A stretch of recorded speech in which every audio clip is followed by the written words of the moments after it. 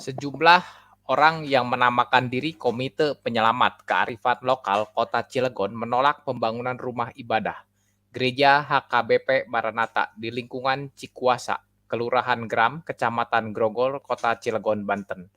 Mereka melakukan aksi damai dengan mendatangi DPRD Cilegon dan bertemu Wali Kota Cilegon, Heldi Agustian, Rabu 7 September 2022. Aksi penolakan dilakukan berlandaskan surat keputusan Bupati Kepala Daerah Tingkat 2 Serang nomor 189 garis miring HUK garis miring SK garis miring 1975 tertanggal 20 Maret 1975 tentang penutupan gereja atau tempat jemaah bagi agama Kristen dalam daerah Kabupaten Serang, sekarang Cilegon. Dokumen riwayat peraturan-peraturan yang patut dipatuhi bagi siapa saja yang berkedudukan di Cilegon, baik itu masyarakat pribumi yang beragama Kristen yang wajib dipatuhi dari sejak tahun 1975 hingga saat ini. Demikian dikutip dari keterangan tertulis Komite Penyelamat Kearifan Lokal Cilegon yang diterima kompas.com. Untuk itu mereka menuntut DPRD dan Wali Kota Cilegon Heldi Agustian untuk menegakkan aturan tentang pendirian rumah ibadah selain masjid berdasar SK Bupati Kepala Daerah Tingkat 2 Serang nomor 189 garis miring HUK garis miring SK garis miring 1975 secara tegas dan dengan putusan Wali Kota untuk menolak dan melarang pembangunan gereja HKBP Maranatha Cilegon. Kemudian Wali Kota Cilegon diminta untuk segera membuat perwal atau SK guna menguatkan SK Bupati Kepala Daerah Tingkat 2 Serang yang berlaku sepanjang zaman.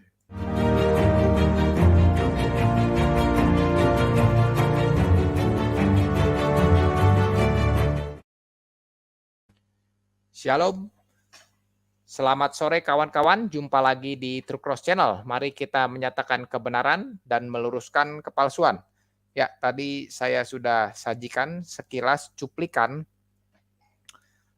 berita ya tentang penolakan pembangunan gereja di wilayah Kota Cilegon yang tidak kalah viral ya. Petisi itu turut ditandatangani oleh Wali Kota Cilegon. Ya, cuplikan berita tadi saya ambil dari sebentar ya. Saya ambil dari kompas.com ya. Saya ambil dari kompas.com. Ya. Nah, tentang penandatanganan itu Wali Kota Cilegon juga sudah memberi penjelasan ya. Kita lihat dulu penjelasan dari Bapak Wali Kota Cilegon ya. Kita ambil dari detiknews.com juga sebentar. Ya, sebentar ya kawan-kawan, suaranya jelas ya. Saya cek sebentar ya. Sebentar ya, saya cek suara sebentar. Oke ya, suaranya sudah jelas. Ya. Jadi ini ya dari Detik News.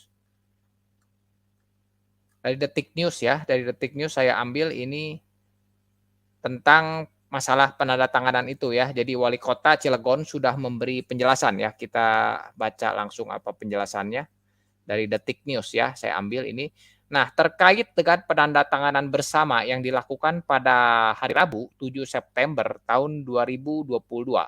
Perlu disampaikan bahwa hal tersebut adalah memenuhi keinginan masyarakat Kota Cilegon yang terdiri dari para ulama, tokoh masyarakat, tokoh pemuda, dan organisasi masyarakat. Kata Heldi melalui keterangan tertulis Kamis 8 September 2022. Heldi mengatakan Pemkot Cilegon belum pernah menerima permohonan pendirian rumah ibadah. Namun dia mengakui panitia pembangunan gereja pernah datang ke kantornya untuk menyampaikan rencana pembangunan. Ya, jadi di sini dari alasannya ini ada dua hal yang menurut saya kurang terkorelasi ya.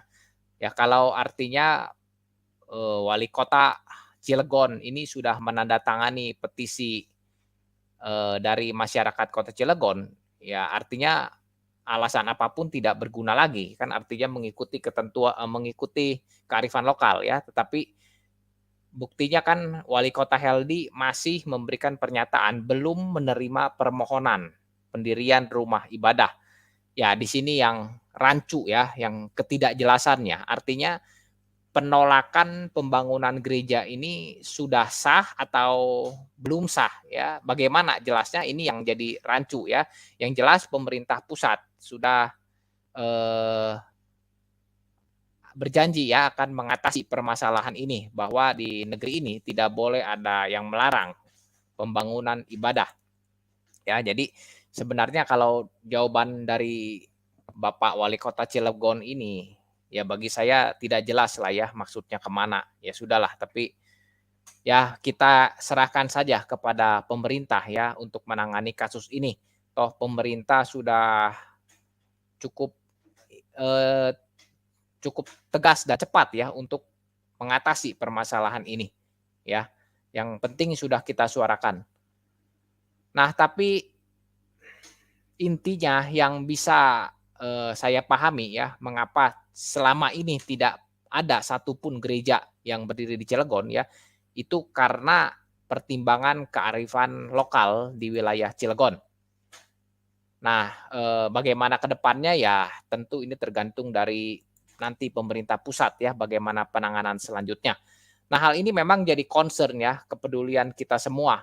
Ya, mengapa di wilayah negara Indonesia yang kita ini kan berdasarkan Pancasila, berbineka tunggal ika. Lalu saat ini, untuk saat ini dulu kan 5 agama ya, saat ini 6 agama diakui di wilayah Republik Indonesia. Tapi kenapa masih ada hal seperti ini bisa terjadi? Ya, tetapi berita positifnya ya pemerintah pusat ya sudah menindaklanjuti dan berjanji menyelesaikan permasalahan ini. Bahkan melalui Kemenak ya di berita jpnn.com ya, di berita jpnn.com itu ya sudah Kemenak katakan ya di sini ya, kita baca judulnya saja. Jangan tolak pembangunan gereja di Cilegon. SK Bupati tahun 1975 tidak relevan lagi. Ya, ini dari jpnn.com. Ya, jadi menurut saya melihat respon yang baik dan ya menurut saya ini cukup tegas lah dari pihak pemerintah pusat ya. Kita bisa percayakan kepada pemerintah saja ya kasus ini untuk diselesaikan. Ya, kita doakan saja, yang penting sudah kita suarakan supaya Pancasila benar-benar berdiri tegak di seluruh wilayah Republik Indonesia yang kita cintai ini. Nah, kawan-kawan, nanti yang mau baca lagi berita secara lengkapnya, karena saya tidak akan bahas berita-berita ini terlalu panjang lagi. Jadi bagi ada yang mau baca berita ini secara lengkapnya, sumber-sumber yang saya pakai, ini tadi saya sudah sebutkan ya, bisa diambil dari Detik News. Nah ini dari jpnn.com. Nah, ini juga ada dari Detik News ya, tapi saya tidak bacakan ya judulnya saja. Nah, ini dari Kemenkumham ya, sudah turun tangan. Usai heboh penolakan pembangunan gereja di Cilegon ya. Jadi pemerintah saya lihat sudah aktif ya, sudah langsung mengambil alih. Nah, lalu ini juga dari berita manado.com, wali kota dan wakil wali kota Cilegon tanda tangani petisi penolakan pembangunan gereja. Lalu ini komentar netizen ya. Rangkuman lah seperti itu ya dari berita manado.com. Ini Indonesia bos. Nah, ya. Lalu kita lihat ya ini beberapa reaksi yang dicatat oleh Detik News ya. IG Wali Kota Cilegon diserang netizen usai viral tanda tangan tolak gereja ya. Nah, jadi itu berita-beritanya kalau mau dilihat lebih lengkap lagi. Nah, kalau kawan-kawan ada yang mau lihat alasan utama ya kenapa di Cilegon sampai bisa tidak ada gereja, ya saya dapatkan yang menurut saya ya yang cukup lengkap itu tulisan dari Fakta Banten ya, di sini ada nih, Fakta Banten sudah tampil ya. Nah, jadi kawan-kawan nanti bisa baca dari Fakta Banten, ini cukup lengkap ya tulisan Fakta Banten ini. Nah, meskipun judulnya ini ya keberadaan gereja terselubung di Cilegon, begini tanggapan masyarakat ya, judulnya kurang berkait ya, tapi alasannya di situ cukup lengkap ya, kenapa di Cilegon bisa tidak ada gereja sampai hari ini. Dan tulisan ini sudah cukup lama ya, dari 12 Juli 2017. Ya, jadi silakan ya dibaca dari sumber-sumber yang sudah saya sertakan kalau mau lebih lengkap lagi. Nah, nanti saya sekarang mau bahas bagaimana kita sebagai orang Kristen bisa punya pengharapan di tengah kesulitan. ya. Nah, tapi, sebelum itu saya mau informasikan saya sudah sertakan link, ya untuk nanti kawan-kawan bisa bergabung, bagi yang mau memberi pendapat silahkan, tapi saya mohon bersabar sampai, pembahasan saya selesai, ya. Nah, kita lanjut ya, sekarang saya mau bahas tentang bagaimana kita kekristenan ya bisa punya pengharapan di tengah kesulitan. Ya, tentu masalah Cilegon ini saya tidak masukkan dalam kategori kesulitan, ya kesulitan besar seperti itu ya. Ya, seperti yang pernah dialami orang-orang Kristen dalam sejarah gereja. Ya, jadi kalau dibandingkan, kasus Cilegon itu sangat jauh berbeda lah ya dengan, kesulitan besar yang pernah dialami orang-orang Kristen di sepanjang sejarah gereja ya. Kalau Cilegon ini hanya ya masalah kecil sajalah, itu nanti bisa diatasi oleh pemerintah, ya. Nah, kalau kita lihat kesulitan-kesulitan sesungguhnya, penderitaan sesungguhnya yang pernah dialami orang Kristen dalam sejarah gereja, nanti kita akan paham bahwa ini memang satu hal yang berbeda. Jadi kesulitan yang mau saya bahas di sini ini benar-benar satu kesulitan besar yang mengakibatkan satu penderitaan besar yang sudah dirasakan orang Kristen di masa itu. Nah, bagaimana pengharapan itu bisa muncul dan menjadi kekuatan bagi para pendahulu kita, ya, orang-orang Kristen yang sudah mendahului kita, ya, bagaimana mereka bisa jadi punya kekuatan menghadapi kesulitan besar. Ya, jadi pengharapan itu bagaimana bisa muncul, ya. Nah, pengharapan itu muncul karena mereka paham pada fakta sejarah dan paham kebenaran Alkitab, ya, bahwa di Alkitab sudah katakan ya, sudah dicatat di dalam Alkitab bahwa setiap ada kesulitan besar terjadi yang mengakibatkan penderitaan orang-orang Kristen, itu pasti diikuti oleh kebangunan rohani yang besar, ya, pasti diikuti oleh, perkembangan Injil yang luar biasa. Nah, pemahaman bahwa kebangunan rohani ya atau kemajuan Injil akan mengikuti satu penderitaan besar, ya, pemahaman inilah yang buat para pendahulu kita ini bisa punya pengharapan ketika mereka ini berada di tengah kesulitan. Nah, pengharapan yang seperti inilah yang saya rindu untuk bagikan ya, saya juga rindu untuk saya dan kawan-kawan bisa punya pengharapan yang seperti ini. Ya, kita tahu bagaimana kekristenan pernah alami penderitaan besar di zaman Kaisar Nero ya, di zaman Nazi dan lain-lain. Tapi bagaimana kekristenan dapat bertahan di tengah semua kesulitan dan penderitaan besar seperti itu. Nah, mereka saat itu yang sedang alami penderitaan, tentunya mereka sadar ya bahwa belum tentu bahwa mereka ini masih akan hidup besok hari. Ya bahkan bukan esok hari ya. Mereka ini tidak tahu apa yang akan terjadi 1 jam lagi, 2 jam lagi mereka tidak tahu ya atau nanti sore bagaimana itu mereka tidak tahu bagaimana nasib mereka ya. Tetapi mereka bisa tetap punya pengharapan ya dan hebatnya mereka ini tidak kehilangan pengharapan di tengah tekanan, penderitaan, kesulitan yang begitu besar seperti itu. Ya, bahkan kesulitan itu ya saya katakan belum pernah ada di generasi ya, bukan di generasi ya, di abad sekarang ini belum pernah kita rasakan, ya. Nah, itu bisa terjadi ya, mengapa mereka bisa punya pengharapan yang teguh ya, tidak kehilangan pengharapan.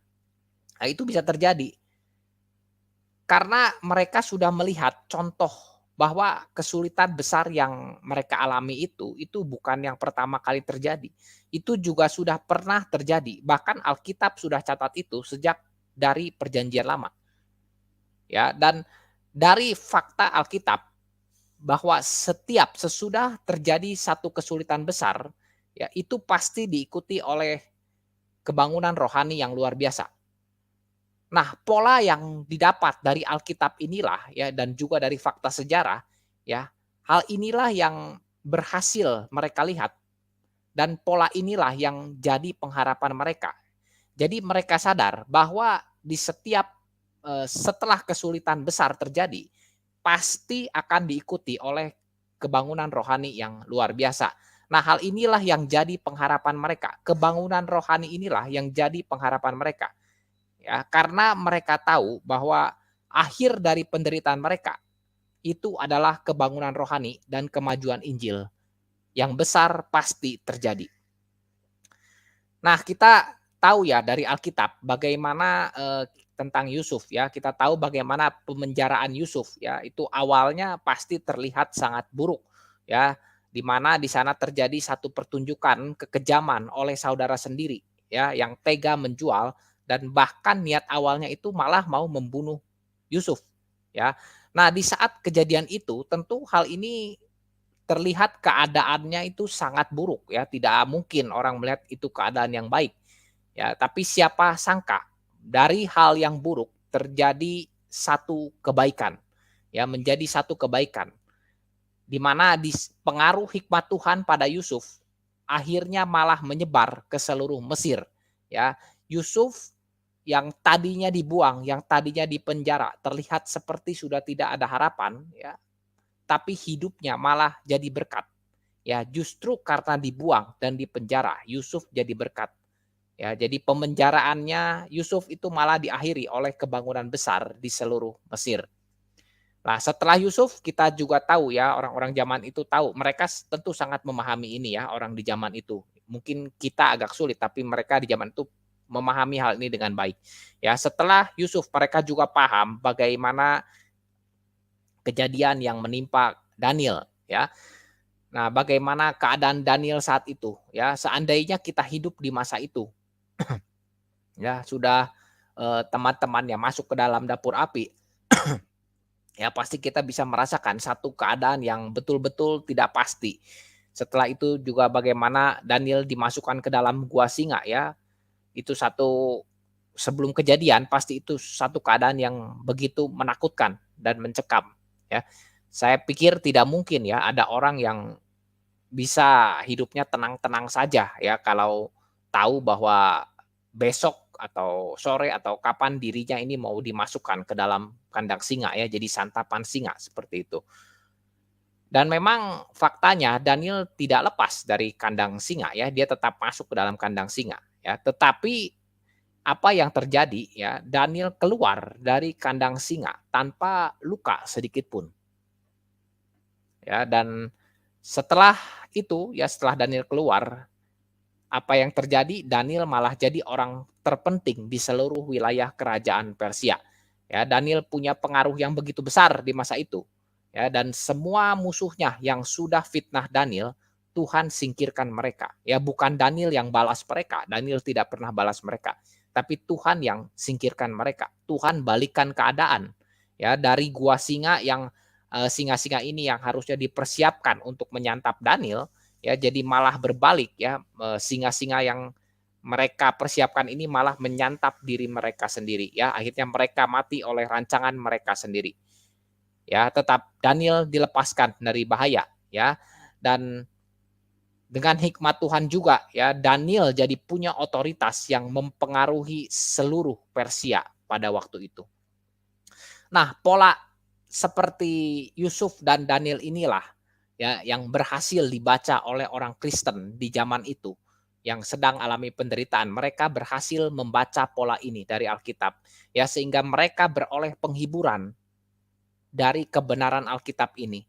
Ya, mereka beroleh pengharapan dari pola-pola seperti ini yang sudah dicatat di dalam Alkitab.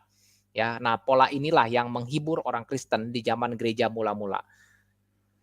Nah, kita juga tahu ya bahwa di zaman itu ya, orang Kristen yang hidup di zaman itu, ya mereka ya bisa mendadak ditangkap ya, ditutup, dikunci ya, lalu bahkan dibiarkan begitu saja di dalam penjara ya, bahkan sampai mati di dalam penjara.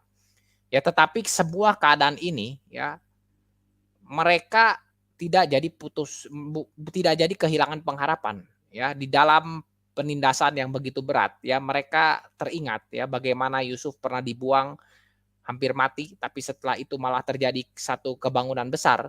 Lalu mereka juga ingat bagaimana Daniel yang harusnya mati di jadi santapan singa ya, Tapi akhirnya Daniel malah jadi pemimpin yang berpengaruh di seluruh Persia. Nah, setelah itu yang terdekat dengan zaman, penindasan mereka ya, mereka juga teringat tentang Yohanes Pembaptis ya, bagaimana Yohanes Pembaptis juga tidak dibebaskan ya, mati dipenggal.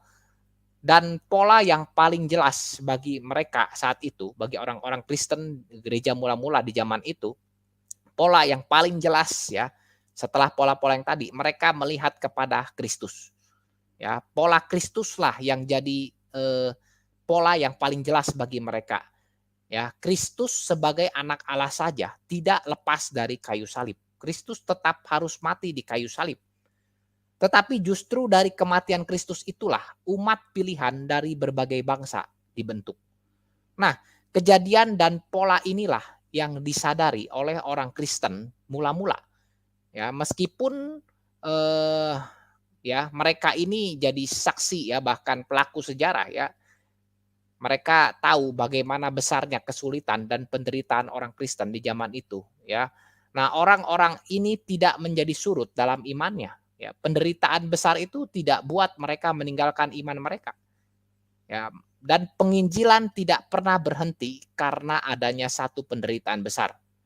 Ya, karena mereka punya pengharapan, ya mereka tahu pengharapan yang mereka miliki yang sudah dicatat dalam Alkitab. Dan pengharapan itulah ya yang mereka juga saksikan menjadi satu fakta nyata dalam sejarah dunia ini.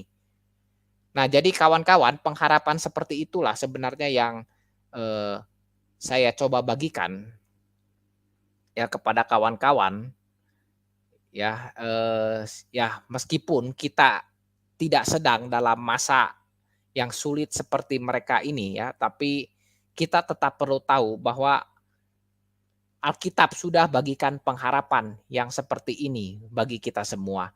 Nah, jadi kita perlu tahu pengharapan seperti ini meskipun keadaan kita sangat jauh-jauh lebih baik dari keadaan mereka ya. Tidak ada keadaan seperti itu di zaman ini, tidak ada. Ya, jadi ya kalau masalah Cilegon saya katakan juga tidak bisa dikategorikan seperti itu ya. Itu jauh, ya itu hanya masalah sajalah yang bisa diselesaikan, bukan bukan satu kesulitan besar seperti itu ya. Nah, jadi sangat kita tidak pernah alami peristiwa ini ya. Tetapi meskipun kita tidak pernah, tapi kita perlu tahu apa yang Alkitab sudah bagikan ya. Nah, tetapi yang cukup jadi kekhawatiran saya ya, bagai saya banyak melihat ya, saya cukup khawatir ya tentang bagaimana orang Kristen di masa ini bisa punya pengharapan seperti yang Alkitab tadi sudah bagikan. Ya bisa punya pengharapan, bisa melihat pengharapan yang ada pada Yusuf, yang ada pada Daniel, pada Yohanes Pembaptis dan Kristus ya seperti yang sudah dicatat dalam Alkitab. Ya, apakah orang-orang Kristen di zaman ini bisa melihat pola pengharapan itu ya dalam kisah-kisah yang sudah Alkitab bagikan? Nah, kekhawatiran saya ini kenapa? Karena saya zaman ini melihat cukup banyak gereja yang hanya sibuk bagikan pengharapan semu. Ya, pengharapan yang sebenarnya tidak dibagikan oleh Alkitab. Ya, mungkin kita bisa lihatlah di masa ini betapa banyak gereja yang sibuk bagikan contoh. Jadi kita ini selalu perlu contoh ya. Dan saya lihat banyak gereja yang beritakan penginjilan dengan contoh hidup senang dan contoh hidup sukses.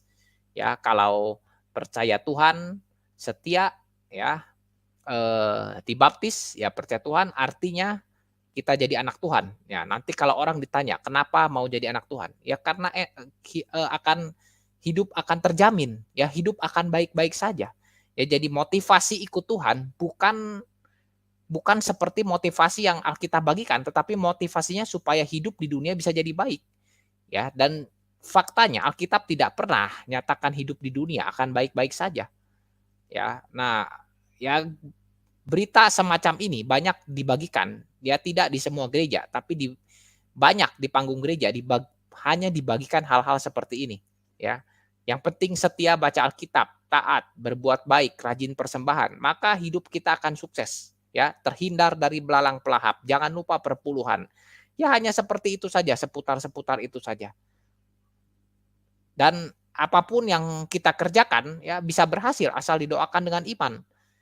Nah, kesalahan-kesalahan semacam inilah ya, yang bukan berarti jadi orang Kristen tidak mungkin hidup baik, ya mungkin saja, ya, tetapi bukan itu harapan yang Alkitab bagikan, bukan hidup baik di dunia yang Alkitab bagikan, ya, tetapi mungkin saja Anda hidup baik sebagai orang Kristen di dunia, dalam keadaan baik maksud saya ya. Nah, tetapi bukan itu yang Alkitab mau bagikan. Nah, kalau gereja hanya bagikan pengertian yang seperti ini, yang tidak dibagikan oleh Alkitab, ya, bagaimana mungkin orang Kristen bisa memahami pola pengharapan seperti yang sudah tadi saya paparkan. Ya, orang Kristen hanya taunya ikut Tuhan itu enak, ikut Tuhan itu kan yang selalu saya dengar ya dari banyak berita-berita di konten-konten YouTube ya yang dibagikan oleh orang-orang Kristen di YouTube ya. Ya, tidak semua ya, tapi sebagian saya lihat bahwa ikut Kristen itu enak, pilihlah jadi Kristen karena hidupnya terjamin ya, hidup akan baik seperti itu. Ya, padahal itu tidak dibagikan dalam Alkitab, ya. Alkitab tidak membagikan hidup akan baik di dunia ini. Nah, kekhawatiran saya itu ya, bagaimana mungkin orang Kristen bisa melihat pola pengharapan ya yang ada pada Yusuf, Daniel, Yohanes Pembaptis dan Kristus seperti yang juga bisa dilihat oleh orang-orang Kristen di gereja mula-mula ya. Mereka berhasil memahami pola pengharapan di dalam kisah-kisah mereka di dalam kisah-kisah Alkitab. Tapi bagaimana orang Kristen zaman ini bisa berhasil memahami pola pengharapan seperti yang dipahami oleh orang-orang Kristen di zaman gereja mula-mula? Ya, karena contoh yang diberikannya pun berbeda, ya. Di zaman itu mereka diberikan contoh bagaimana ya, orang Kristen itu dipenjara ya, padahal tidak salah ya. Bagaimana orang Kristen dianiaya karena pemberitaan Injil. Nah, contoh-contoh ini yang berhasil mereka pahami ya, tetapi kalau zaman sekarang orang Kristen hanya diberikan contoh hidup senang dan hidup sukses kalau ikut Tuhan, ya otomatis kita sebagai orang Kristen ya akan menjadi terdistorsi dari kebenaran firman Tuhan. Kita akan gagal melihat pola pengharapan yang sudah Alkitab bagikan. Ya, jadi jika contoh yang gereja bagikan tidak benar, maka saya yakin orang Kristen pun akan kesulitan memahami pola seperti ini. Ya, tetapi kalau gereja membagikan contoh yang benar, contoh yang apa yang Alkitab sudah bagikan, saya yakin ya orang Kristen akan mendapat kekuatan untuk dapat bertahan, ya, untuk dapat punya pengharapan bahwa setelah kesulitan besar pasti akan timbul kebangunan besar. Ya, kebangunan besar di sini bukan artinya kita berbalik jadi hidup bahagia, happy ending di dunia ini, tidak seperti itu ya. Kebangunan besar dalam arti gereja ya, dalam arti komunitas umat Tuhan.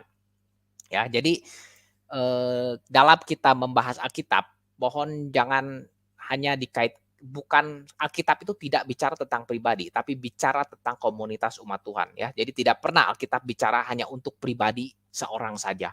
Ya kalau baca Alkitab seperti itu caranya, itu akan jadi satu misinformation ya, satu kesalahan besar.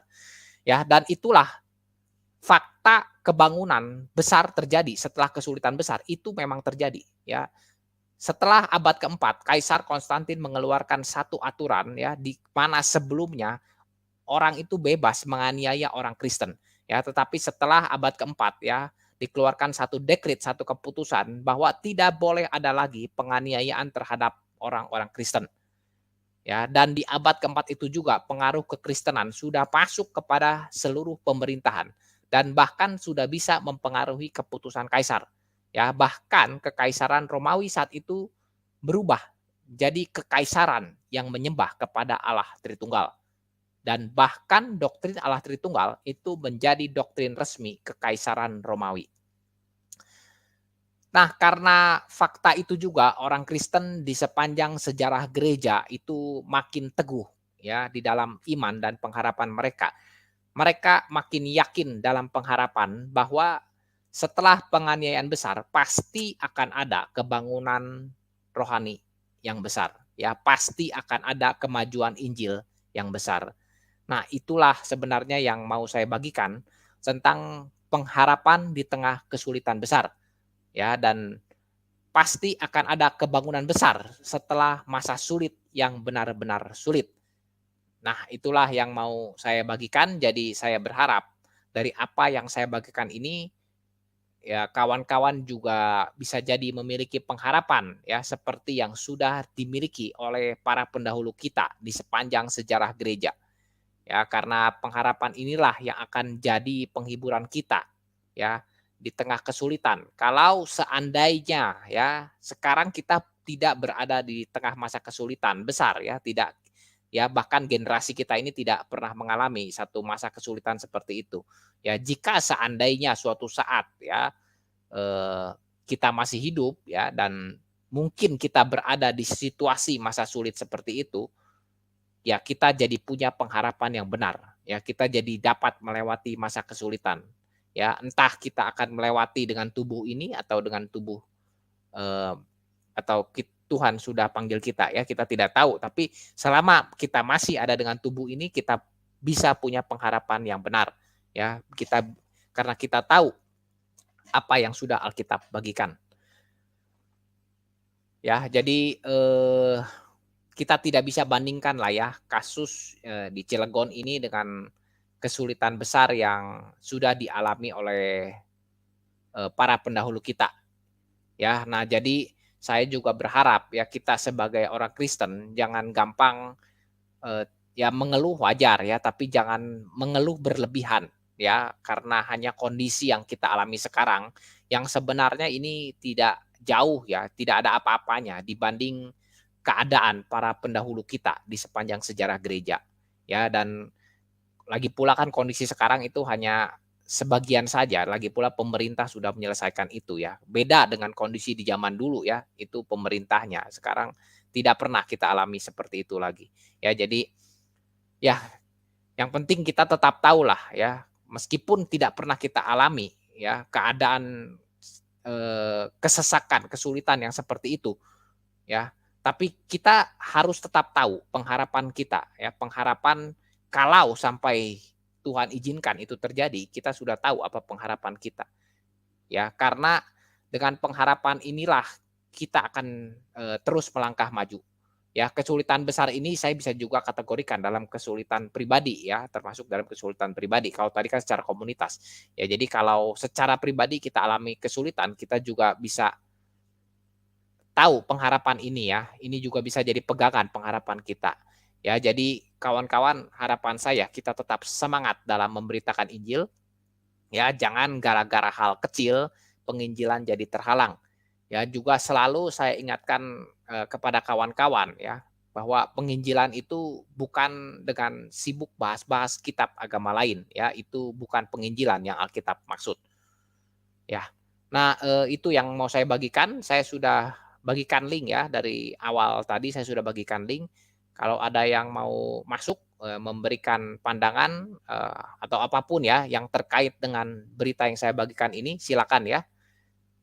Ini karena saya bicara hanya sekitar 30 menit saja ya. Jadi kalau ada yang mau masuk silakan, kita masih punya waktu ya, kurang lebih 15 menit lah ya, untuk kita berbincang-bincang ya 15 sampai 20 menit ya. Kalau ada yang mau masuk ya silakan untuk memberi pandangan ya dari kawan-kawan tentang topik yang saya bagikan ini. Ya, saya tunggu silakan kalau ada yang mau masuk ya, link sudah saya bagikan ya, sebentar saya cek. Ya, linknya sudah ada ya di kolom komentar. Ya, silakan ya, saya tunggu kawan-kawan.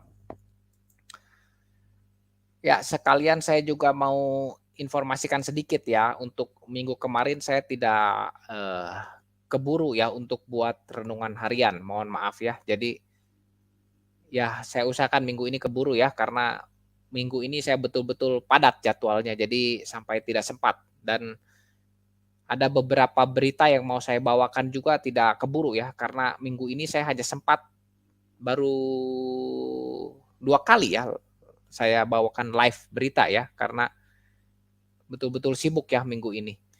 Jadi ya mungkin hari Minggu besok lah saya kembali bawakan renungan harian ya.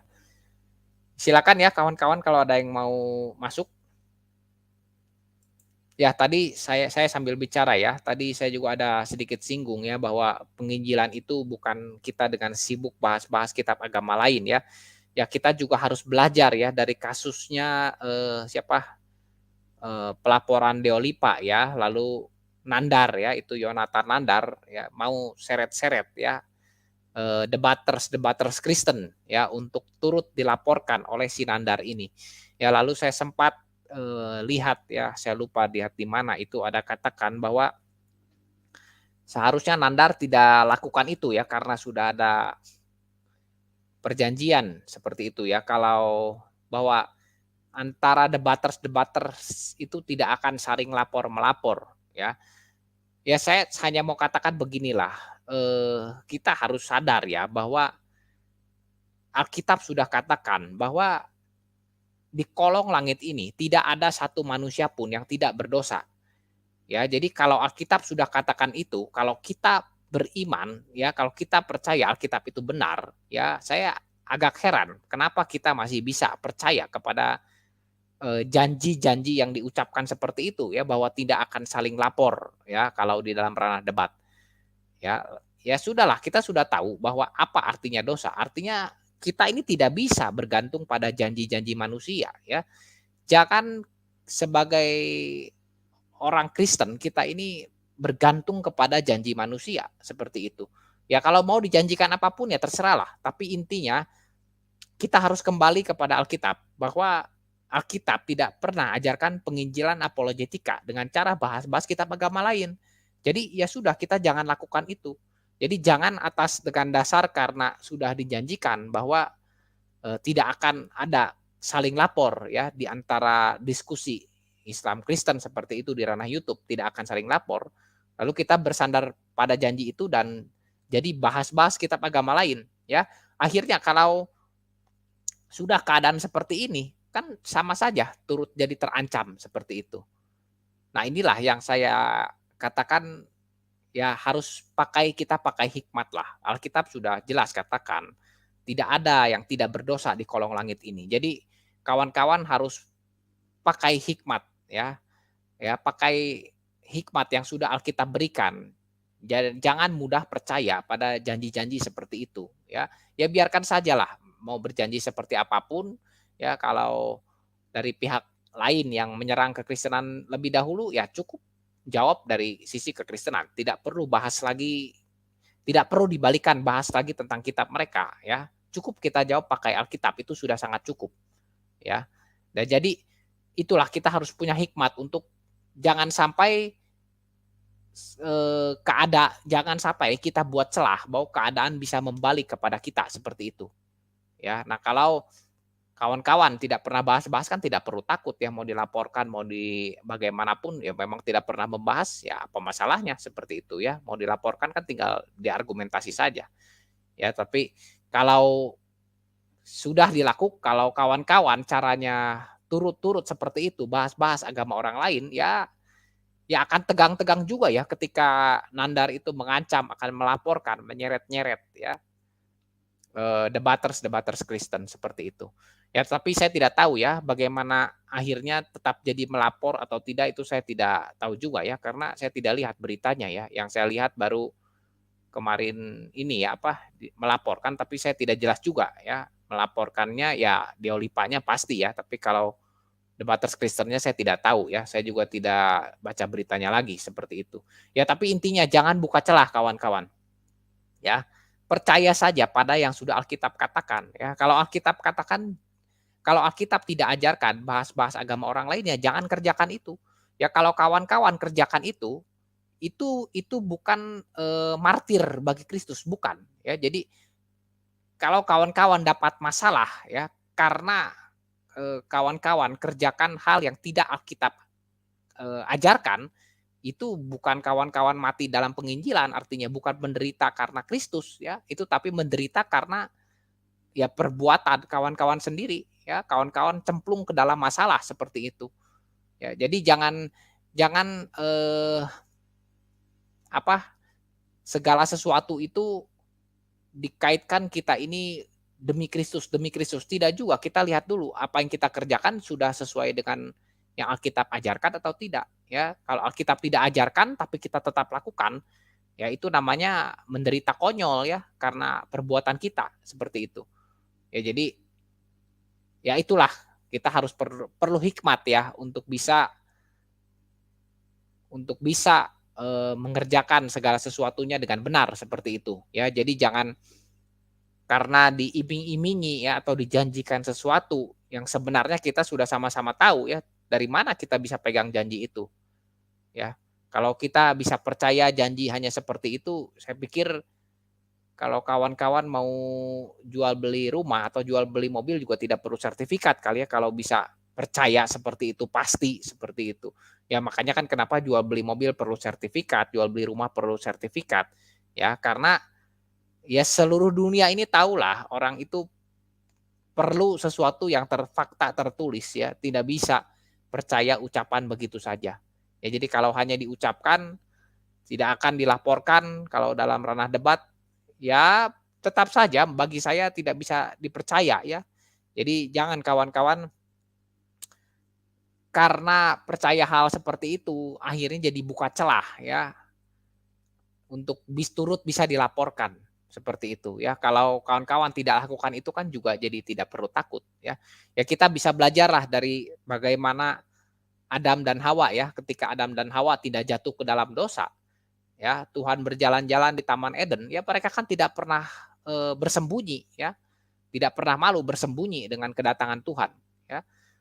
Ya tetapi apa yang terjadi ketika mereka sudah melanggar apa yang Tuhan larang ya, makan buah pengetahuan baik dan jahat itu, ya. Ketika Tuhan datang kan mereka sembunyi, ya, mereka takut seperti itu, ya, karena merasa sudah melakukan sesuatu, ya. Demikian pula ya ketika Kain bunuh Habel ya, lalu Tuhan bukannya tidak tahu ya, Tuhan kan tanya kepada Kain, "Di mana adikmu Habel?" Lalu apa jawab Kain, "Apakah aku ini penjaga adikku?" Ya seperti itu kurang lebih. Nah kan kalau orang tidak salah ya tidak akan berusaha lari seperti itu ya, tapi justru karena merasa salah jadi takut ya. Nah dari situlah kita perlu belajar ya, perbaikilah cara-cara kalau kawan-kawan mau berdebat di YouTube, perbaiki cara-caranya, gunakan apa yang sudah Alkitab ajarkan, bagaimana berapologetika ya, yang sudah Alkitab ajarkan, ya kerjakan hal seperti itu. Ya kalau memang amarah timbul tidak tertahan ya lebih baik mundur saja ya dari arena debat seperti itu ya, daripada jadi batu sandungan atau daripada jadi salah seperti itu ya, sudah sajalah. Karena kan kita harus ingat ya, kita ini tidak dipanggil untuk merubah isi hati orang. Ya, kita tidak disuruh Tuhan untuk merubah isi hati orang. Ya, kita ini hanya dipanggil untuk memberitakan Injil. Ya, apologetika. Kita harus mempertahankan iman kita ya dengan cara menjawab pakai Alkitab. Ya, bukan pakai bahas-bahas agama orang lain dibalik-balikan seperti itu. Ya, jadi ya kawan-kawan harus dengan hikmat lah ya, kalau mungkin ada yang mendengar ini dari yang suka-suka berdebat, ya ya saya kasihan saja ya dengan jangan sampai ada kejadian lagi seperti Muhammad KC ya, sungguh kasihan ya, menderita karena salah dalam berapologetika seperti itu. Ya jadi ya mintalah hikmat dari Tuhan kalau memang kawan-kawan terbeban dalam dunia debat ya, menjadikan debat itu sebagai pemberitaan Injil ya berdoakan ya, pelajari Alkitab dengan cara yang benar ya seperti itu. Ya kawan-kawan saya sudah tunggu sekitar 10 menit ya. Oke, tapi tidak ada yang masuk ya tidak apa-apa ya.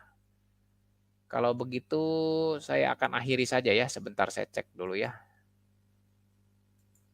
Ya, sudah, ya tidak ada yang masuk ya, jadi saya akan akhiri saja ya,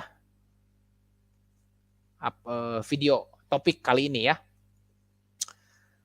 Ya, itu saja yang mau saya bagikan, ya harapan saya kita semua tetap semangat ya, dan mari kita doakan dan kita dukung pemerintah ya, supaya kasus pembangunan gereja di Cilegon ya, atau ya tentang kota Cilegon ini ya, bisa pemerintah berikan solusi yang baik ya terhadap pembangunan gereja di wilayah Cilegon ini ya, bisa diselesaikan dengan baik. dan Pancasila boleh berdiri di setiap jengkal di wilayah Republik Indonesia. Ya, terima kasih bagi yang sudah subscribe dan mohon subscribe juga bagi yang belum. Mari kita terus berjuang bersama menyatakan kebenaran Alkitab dan sampai jumpa di video selanjutnya. Tuhan memberkati.